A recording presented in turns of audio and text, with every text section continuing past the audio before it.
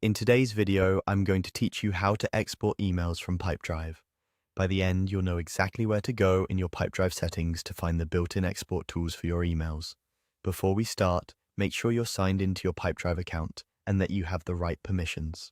In many accounts, only users with higher level access can export data, so if you don't see an option shown here, you may need to check with your admin. Let's begin inside Pipedrive. First, head to the general area in your company settings. If you're in the main app view, open the settings panel to access the general section. This is where Pipedrive keeps most of the account-wide controls, and it's the quickest path to the export features you'll need.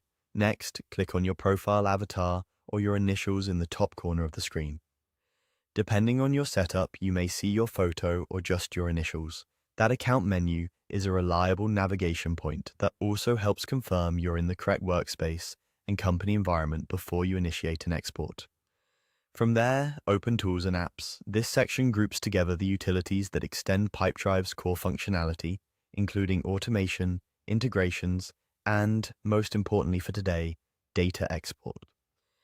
If you ever feel lost in settings, remember that Tools and Apps is the place for anything that manages data moving in or out of Pipedrive. Now click on Export Data. This takes you to the export hub for your account.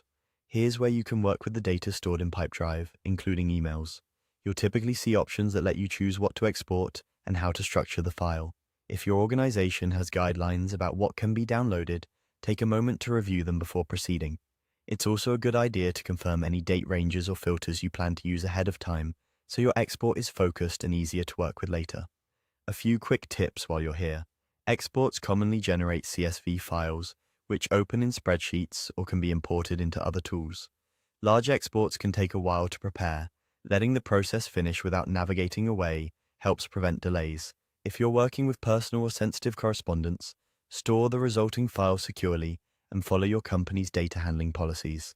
That's it.